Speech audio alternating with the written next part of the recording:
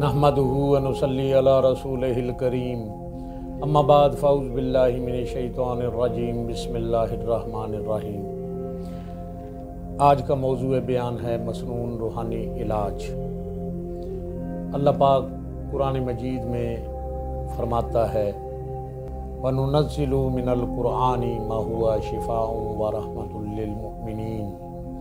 और ईमान वालों के लिए हमने कुरान सरासर शफा और रहमत के तौर पर नाजिल किया है। व इज़ा मरिदतु फ़हुवा यशफ़ीन, और जब मैं बीमार पड़ता हूँ तो वही अल्लाह मुझे शिफा अता करता है। वमा यंतिकु अनिल हवा इन हुआ इल्ला वही यूहा। वो नबी सल्लल्लाहु अलैहि वसल्लम अपनी ख्वाहिश नफ्स से कलाम नहीं फरमाते, और वो जो कुछ बोलते हैं वो उनकी तरफ की गई वही इलाही होती है। किताबुल्लाह और नबी पाक सल्लल्लाहु अलैहि वसल्लम की सुन्नत से अखज़ करदा बाज़ इन अमराज के इलाज का तज़किरा करते हैं जिनका आम तौर पर एक मुसलमान ज़रूरतमंद होता है। दम का मामला किसी ख़ास शख्स के साथ ही मुतल्लक़ नहीं है, बल्कि हर मुसलमान, हर आशिक़ रसूल, हर उम्मती खुद अपने आप को और किसी दूसरे को दम कर सकता है। हाँ, अलबत्ता किसी का नेक और पाकबाज होना यकीनन अलग असरात रखता है, लेकिन यहाँ सबसे पहले सही अक़ीदा होना ज़रूरी है। अल्लाह ताला ने फरमाया इन्नमा यतक़ब्बलुल्लाहु मिनल मुत्तक़ीन, यकीनन अल्लाह ताला परहेज़गारों के अमाल कबूल फरमा लेता है। इसी तरह दम करने के लिए ज़रूरी शर्त ये है कि इस दम में शिरक ना हो और अल्लाह ताला की नाफरमानी की बात ना हो, जैसे अल्लाह ताला को गैरुल्लाह की कस्में देना। बेहतर ये है कि दम अरबी ज़ुबान में किया जाए, या कम अज़ कम ऐसी ज़ुबान हो जो आम फहम हो, यानी समझ में आने वाली हो।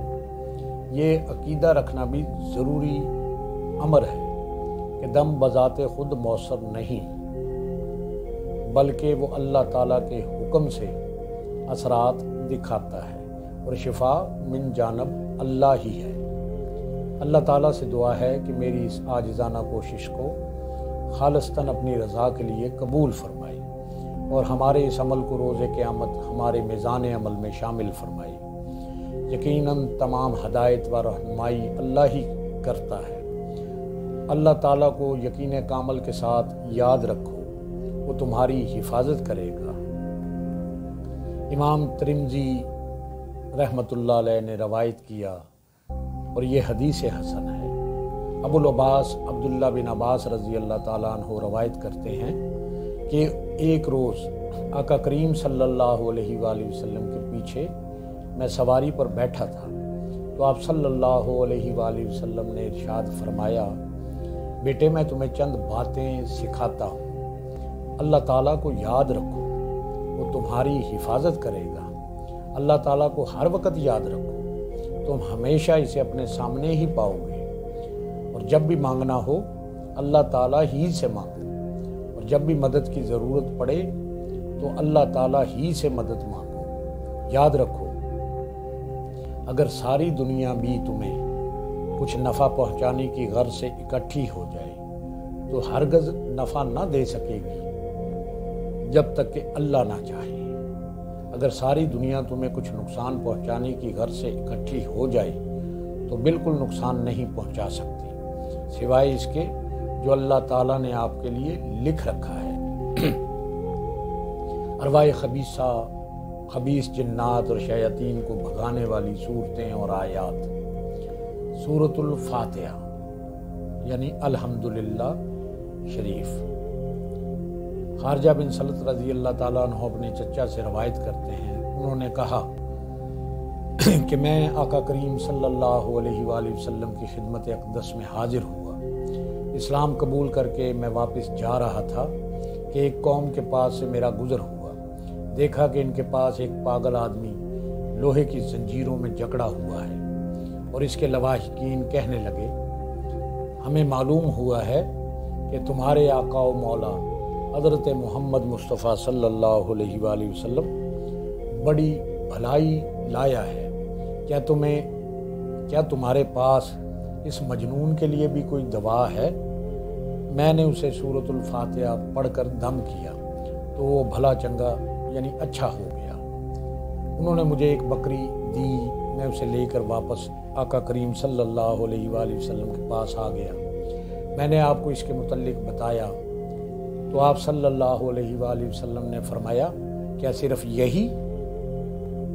ایک روایت کے الفاظ اس طرح ہیں، کیا تو نے اس سورۃ الفاتحہ کے علاوہ بھی کچھ پڑھا؟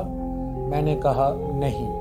تو آپ صلی اللہ علیہ وآلہ وسلم نے فرمایا اس بکری کو لے لو، اللہ کی قسم کئی لوگ باطل دم جھاڑ سے کھاتے ہیں مگر آپ تو برحق دم کی کمائی کھا رہے ہیں۔ سنن ابو داؤد اور سنن نسائی میں سورۃ البقرہ رسول اللہ صلی اللہ علیہ وآلہ وسلم نے ارشاد فرمایا اپنے گھروں کو قبرستان مت بناؤ، جس گھر میں سورۃ البقرہ کی تلاوت ہوتی ہو شیطان اس گھر سے کنارہ کر جاتا ہے۔ سورۃ الاخلاص اور معوذ یعنی سورۃ الفلق اور سورۃ الناس قرآن پاک کی آخری 3 صورتیں۔ عقبہ بن عامر رضی اللہ تعالیٰ عنہ سے روایت ہے کہ ایک غزوہ کے دوران رسول اکرم صلی اللہ علیہ وآلہ وسلم کی سواری کی نکیل تھامے میں چل رہا تھا اور رسول اکرم صلی اللہ علیہ وآلہ وسلم نے ہم صحابہ سے فرمایا عقبہ کہو، میں کان لگائے رہا۔ آپ نے فرمایا عقبہ کہو، میں کان لگائے رہا۔ آپ نے تیسری بار پھر فرمایا تو میں نے عرض کیا فدا کا ابی و امی یا رسول اللہ صلی اللہ علیہ وآلہ وسلم کیا کہوں؟ آپ نے فرمایا قل هو اللہ احد۔ آپ نے یہ سورت تلاوت فرمائی حتیٰ کہ اسے مکمل کر دیا اور پھر آپ نے قل اعوذ برب الفلق پڑھی حتیٰ کہ اسے بھی آپ صلی اللہ علیہ وآلہ وسلم نے مکمل کر دیا اور میں آقا کریم صلی اللہ علیہ وسلم کے ساتھ پڑھنے لگا حتیٰ کہ آپ صلی اللہ علیہ وآلہ وسلم نے اسے بھی مکمل کر دیا اور پھر آپ نے قل اعوذ برب الناس پڑھی، میں بھی آپ صلی اللہ علیہ وآلہ وسلم کے ساتھ پڑھنے لگا حتیٰ کہ آپ صلی اللہ علیہ وآلہ وسلم نے اسے بھی پورا پڑھ لیا۔ پھر آپ صلی اللہ علیہ وآلہ وسلم نے فرمایا ان صورتوں کے ساتھ پناہ پکڑنے کی مانند کبھی کسی نے پناہ نہیں پکڑی۔ سارا قرآن ہی شفا ہے۔ وہ صورتیں جن میں جنت کے وعدے اور دوزخ کی وعید کا تذکرہ اور اس میں جہنم کا ذکر آیا ہے، جن و شیاطین کا ذکر ملتا ہے، انہیں اللہ تعالیٰ کے حکم سے جب بھی کسی مبتلا شخص پر بطور دم پڑا جاتا ہے تو جنات کو تکلیف ہوتی ہے اور وہ چھوڑ کر بھاگ جاتے ہیں۔ اسی طرح قابل ذکر آیات مبارکہ درج ذیل ہیں، اس سے دم کیا جائے تو اللہ پاک شفا دیتا ہے۔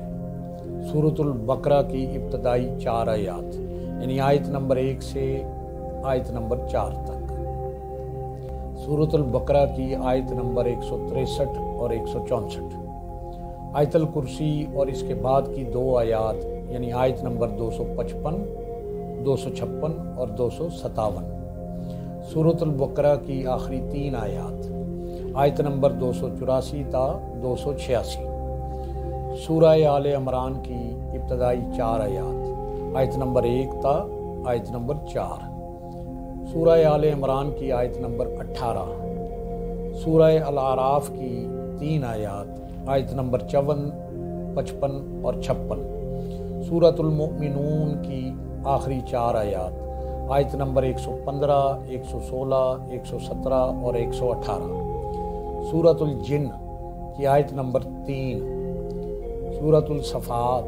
صافات کی ابتدائی 10 آیات آیت نمبر 1 تا آیت نمبر 10 تک، سورۃ الحشر کی آخری 4 آیات آیت نمبر 21 تا آیت نمبر 24، سورۃ الرحمن کی 4 آیات آیت نمبر 31 تا آیت نمبر 34 اور سورۃ القلم کی آخری 2 آیات آیت نمبر 51 تا آیت نمبر 52، یہ تمام مستند اور آزمودہ دم ہیں۔ ان تمام آیات سے مریض کو دم کیا جا سکتا ہے اور کرنا چاہیے، اور انشاءاللہ بہت فائدہ ہوتا ہے اور ہوگا۔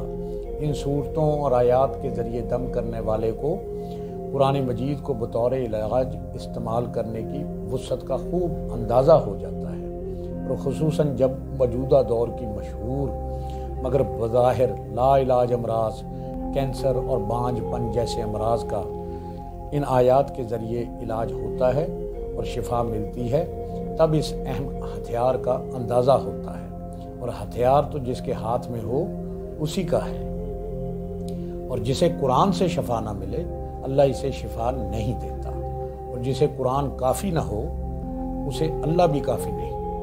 اور انہوں نے یہ بھی فرمایا، میرے ساتھ مکہ مکرمہ میں ایک ایسا وقت بھی گزرا کہ میں وہاں بیمار ہو گیا، اور اس وقت وہاں کوئی طبیب نہ تھا اور نہ ہی دوا۔ میں نے سورۃ الفاتحہ پڑھ کر خود ہی اپنا علاج شروع کر دیا، جس کے اثرات میں خود اپنے اندر محسوس کرنے لگا۔ میں آب زمزم کے پانی کا ایک گھونٹ لے کر اس پر متعدد بار سورۃ فاتحہ پڑھتا اور پھر اسے بسم اللہ پڑھ کر پی لیتا، چنانچہ اس سے اللہ تعالیٰ نے مجھے مکمل آرام اور شفا عطا فرما دی۔ اور پھر درد ہونے پر کئی مرتبہ میں یہی نسخہ دہراتا تو مجھے اس سے بے حد فائدہ ملتا۔ پھر میں ہر قسم کے درد کے مریض کو یہی نسخہ تجویز کر کے دینے لگا، جس سے بہت سے لوگ جلد صحت یاب ہو جاتے۔ اللہ پاک سے دعا ہے اللہ ہمیں دین سمجھنے کی، سمجھانے کی اور اس پر عمل کرنے کی توفیق عطا فرمائے۔ آمین بجاہ نبی الکریم الامین، وآخر دعواہم ان الحمد للہ رب العالمین۔